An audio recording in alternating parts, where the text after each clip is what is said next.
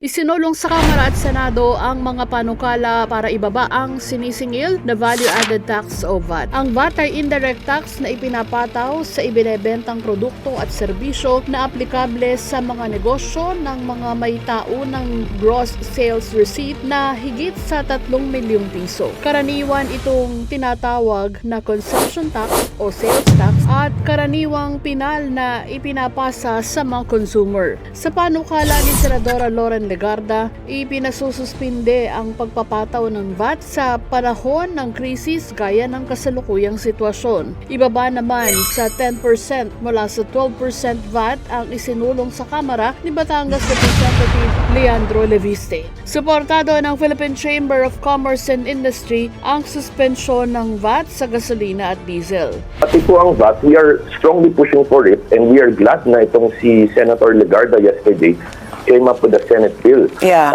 on suspension of VAT during emergency crisis and I hope makinig po ang ating gobyerno. Kung sususpindihin o kakaltasin ang VAT sa produktong petrolyo, agad nabababa ang pump prices. Kaya naman malawak ang suporta ng publiko sa mungkahing suspindihin o kaltasan ang sinisingil na VAT. Pero tabili sa panukala si Pangulong Bongbong Marcos at ang kaniyang mga economic managers. If we take away the VAT on petroleum products, it will only help the petroleum market. What we need is funding to help the entire society. Kasi sinasabi ng mga tao, bakit puro transport workers ang tinutulungan nyo? Paano kami? Bakit the other? You also have to take care of the other sectors.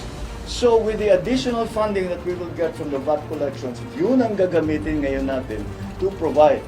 Kung mangyayari raw ito, ibinabala ng economic managers na mawawalan ng nasa 100 bilyong pisong kita ang gobyerno na malaking kabawasan sa pondong ginugugol para sa serbisyo ng pamahalaan. Bukod pa rito, wala raw kapangyarihan ng Pangulo na suspindihin o kaltasin ang VAT. Gayunman, sinabi ni PBBM na bukas siya sa lahat ng opsyon para ibsan ang epekto ng mataas na presyo ng langis. We will still examine it. You know, like I keep telling you, there's nothing that we are not looking at as a possible option. We are looking at all the options. Naniniwala ang marami na ang pagbabawas o suspension ng VAT sa produktong petrolyo ay ang mabilis na makababawas sa gastos sa langis, kuryente at pangunahing bilihin. Ang mas mababang buwis sa produktong petrolyo ay mas magpapababa sa transport-related costs na kalaunan ay mas magpapababa sa presyo ng produkto at serbisyo. Mas epektibo rin ito kumpara sa ayudang ibinibigay ng gobyerno na limitado lamang sa ilang sektor at hindi pinakikinabangan ng mas maraming mamamayang nangangailangan. Ako si Weng de la Fuente at ito ang datos, ang totoong kwento sa likod ng mga issue.